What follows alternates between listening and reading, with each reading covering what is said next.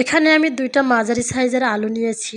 তারপর আলুগুলোকে সমানভাবে ছিলে একদম সুন্দর করে কেটে নিয়েছি। তারপর হালকা নরমাল পানি দিয়ে ধুয়ে নিলাম। তারপর টিস্যু পেপারে আমি এগুলোকে সুন্দর করে শুকিয়ে নিব। তারপর আমি টিস্যু দিয়ে আলতো আলতো করে এগুলোকে আমি একদম মুছে নিব, যাতে করে এক ফোঁটা পানিও না থাকে। তারপর একটা শুকনা বাটিতে এগুলো ঢেলে নিয়েছি। তারপর এখানে সমপরিমাণ ২টা ডিম দিয়েছি, তারপর ময়দা, তারপর এখানে কর্নফ্লাওয়ার অ্যাড করলাম। তার সাথে আমি মশলার গুঁড়ো অ্যাড করে নিচ্ছি। তারপর দিচ্ছি লবণ, মরিচের গুঁড়া। এখন আমি হালকা করে আলতো আলতো করে এগুলোকে মেখে নেব, যাতে করে একটার সাথে একটা না লেগে যায়। আর বেশি চাপ দিয়ে মাখানো যাবে না, এতে করে ভেঙে যেতে পারে। তারপর আমি একটা ফ্রাই প্যানে তেল অ্যাড করে নিচ্ছি। আর তেলটা যেহেতু গরম হয়ে গেছে, তাই আমি এখানে আলুগুলোকে সুন্দরভাবে একদম সাইজ মোতাবেক বসিয়ে নেব, যাতে করে একটার পর একটা না লেগে যায়।